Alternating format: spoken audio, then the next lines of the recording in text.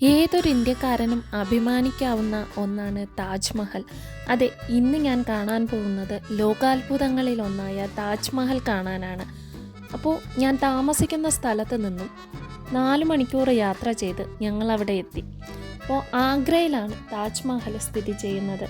UP-യിലാണ് ആഗ്ര സ്ഥിതി ചെയ്യുന്നത്. പോകുന്ന വഴികളിൽ ചെറുതും വലുതുമായ ഒരുപാട് കുരങ്ങുകളെ കാണാൻ പറ്റും.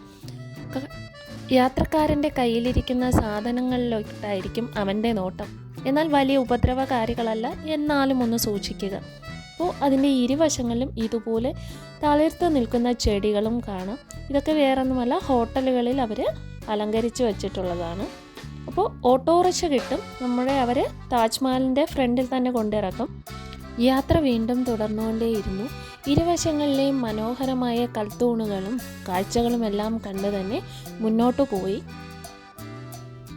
അപ്പോൾ താജ്മഹൽ കാണാനുള്ള ആ ഒരു ആകാംക്ഷ കൊണ്ട് തന്നെ ആ ചുറ്റുമുള്ള കാഴ്ചകളെല്ലാം വളരെയേറെ ആസ്വദിച്ചിട്ടായിരുന്നു നടന്നത്.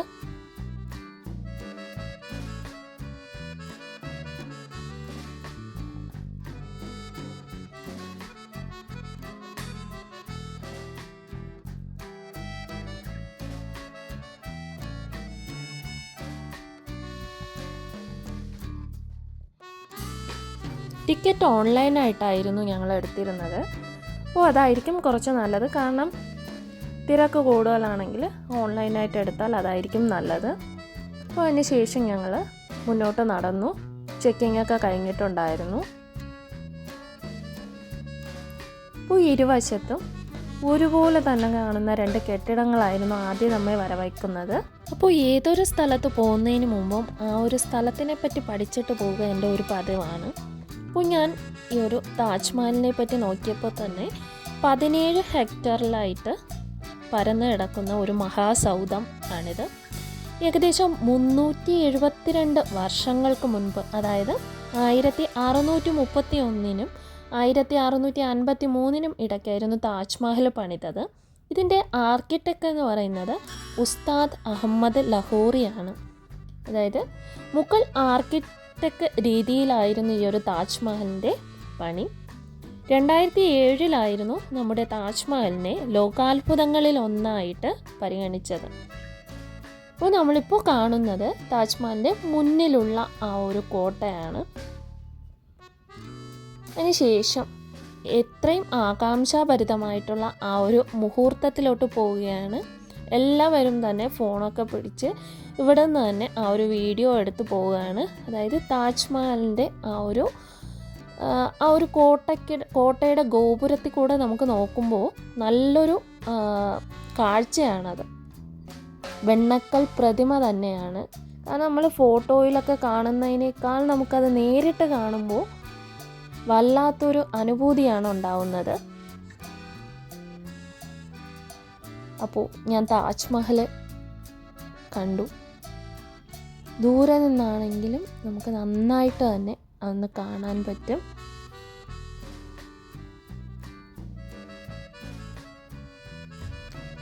നമ്മുടെ മഹാകവി രവീന്ദ്രനാഥ ടാഗോർ പറഞ്ഞിട്ടുണ്ട്, കാലത്തിൻ്റെ കപോലത്തിലെ കണ്ണുനീർ തുള്ളിയാണ് എന്ന്.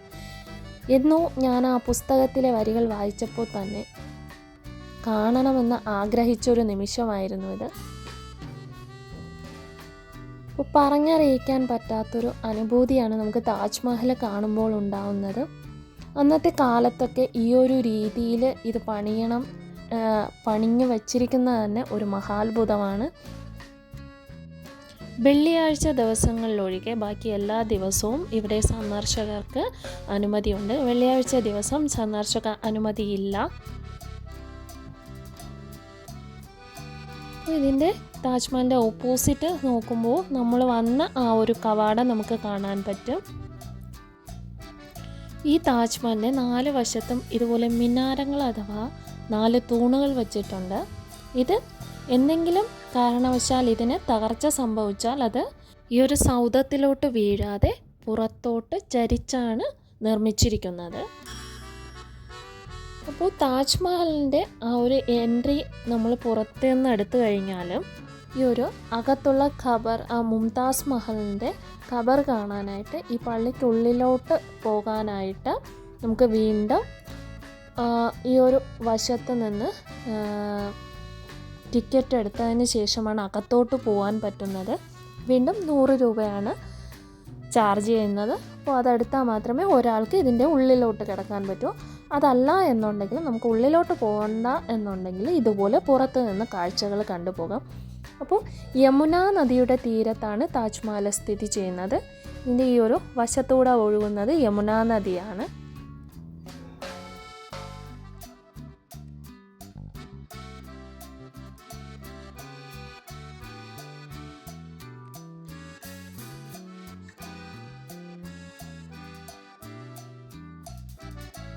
ചെരുപ്പിട്ട് നമുക്ക് താജ്മഹലിനുള്ളിലോട്ട് കയറാൻ പറ്റില്ല. ഈ ഒരു നീല കവറിങ് അവർ തരും. അതിട്ടതിന് ശേഷമാണ് നമ്മൾ താജ്മഹലിനുള്ളിലോട്ട് പോകാനുള്ളത്.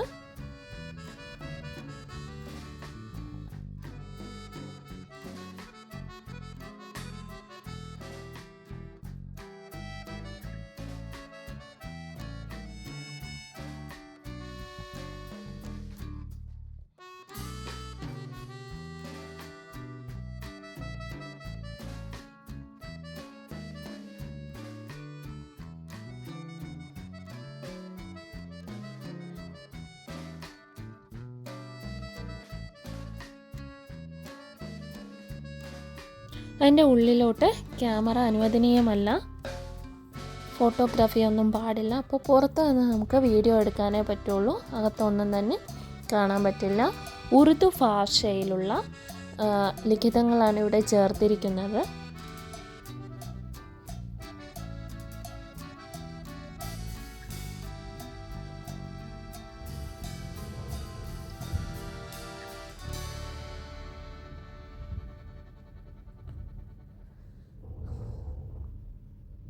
താജ്മഹൽ വളരെ പൊക്കത്തിലിരിക്കുന്നത് കൊണ്ട് തന്നെ നന്നായിട്ട് കാറ്റിവിടെ അനുഭവപ്പെടുന്നുണ്ട്.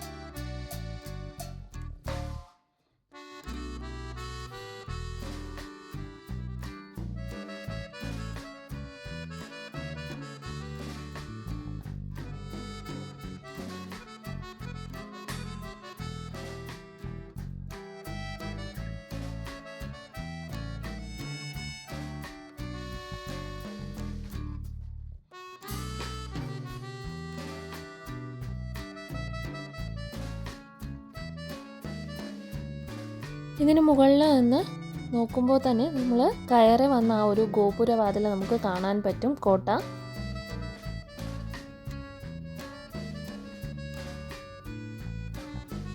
അപ്പോൾ തന്നെ കാറ്റിൻ്റെ ആ ഒരു കാഠിന്യം മനസ്സിലാകും. തൊപ്പി പറന്നു പോയി. അപ്പോൾ അതിന് ശേഷം ഞങ്ങൾ താഴോട്ട് ഇറങ്ങി അതിൻ്റെ ചുറ്റുമൊക്കെ ഒന്ന് നടന്നു. അപ്പോൾ താജ്മഹൽ പണ്ട് ഇങ്ങനെ ആയിരുന്നില്ല. അതായത് താജ്മഹലിൻ്റെ ചുറ്റും അനേകം മരങ്ങളും ചെടികളൊക്കെ ആയിരുന്നു. അപ്പോൾ ബ്രിട്ടീഷുകാർ വന്നതിന് ശേഷമായിരുന്നു യൂറോപ്യൻ സ്റ്റൈലിൽ ഇതിനെ ലോണും അങ്ങനെയൊക്കെ രൂപാന്തരപ്പെടുത്തി ഈ ഒരു രീതിയിലോട്ട് മാറ്റി എന്നാണ് പറയുന്നത്. അപ്പോൾ അതിന് ശേഷം നമ്മൾ താജ്മഹലിൽ നിന്ന് പുറത്തോട്ട് ഇറങ്ങുകയാണ്. അപ്പോൾ ഈ ഒരു കോട്ടയ്ക്കൊത്ത് തന്നെ ഓരോരുത്തരുടെ ഖബറാണ് കാണിച്ചിരിക്കുന്നത്. അപ്പോൾ അതെല്ലാം തന്നെ പേരിൽ കൊത്തി വച്ചിട്ടുണ്ട് ഇവിടെ. ചൂടായതുകൊണ്ട് തന്നെ ഇതിൻ്റെ ഉള്ളിലൂടെ നടക്കുന്നതായിരിക്കും സൗകര്യം.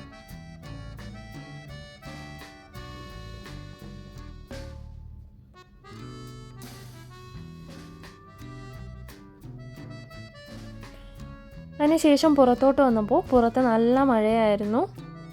അപ്പോൾ വീണ്ടും ഒരു ഓട്ടോയിൽ കയറി നമ്മൾ ആഗ്ര കോട്ട കാണാൻ പോവുകയാണ്. അപ്പോൾ ഇവിടെ നിന്ന് കുറച്ച് ദൂരമുണ്ട്. ഇവിടെ ഒരുപാട് ഓട്ടോ സർവീസ് ഉണ്ട് ആഗ്ര കോട്ടയിലോട്ട് പോകാൻ. അപ്പോൾ നമ്മൾ അങ്ങോട്ട് പോവുകയാണ്.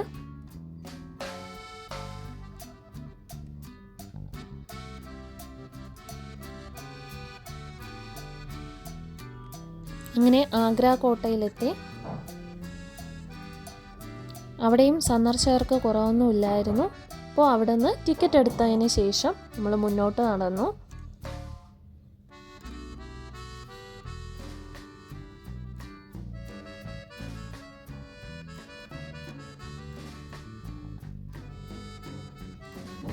അതിനുശേഷം കോട്ടയ്ക്കുള്ളിലോട്ട് നടന്നു.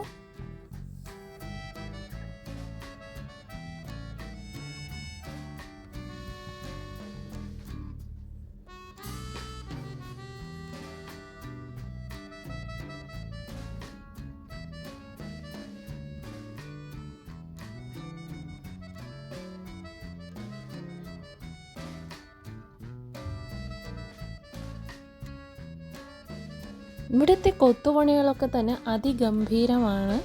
അപ്പോൾ അതെല്ലാം തന്നെ ആസ്വദിച്ച് ഞങ്ങളങ്ങനെ നടക്കുകയായിരുന്നു.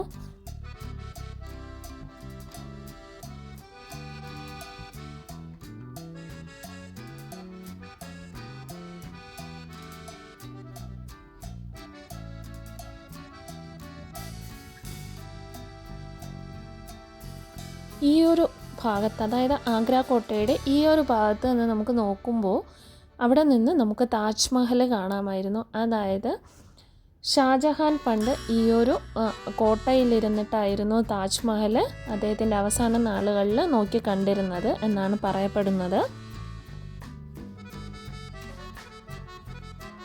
തൻ്റെ കോട്ടയിലിരുന്ന് താജ്മഹൽ കാണാൻ പറ്റുന്ന രീതിയിലായിരുന്നു അദ്ദേഹം താജ്മഹൽ യമുനയുടെ തീരത്ത് പണിതത്.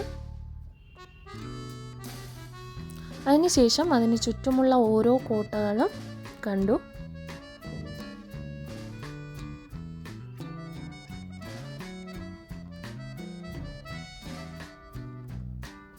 ഇവിടെ നിന്ന് നോക്കിയാൽ നമുക്ക് താജ്മഹൽ വളരെ വ്യക്തമായിട്ട് കാണാൻ പറ്റും.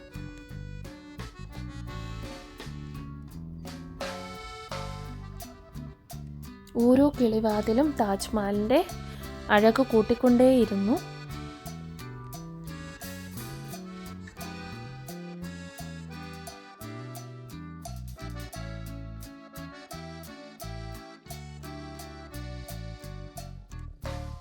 അങ്ങനെ ആഗ്ര കോട്ടയും താജ്മഹലും കണ്ട ശേഷം ഞങ്ങളുടെ തിരിച്ച് താമസ സ്ഥലത്തിലോട്ട് തിരിച്ചു.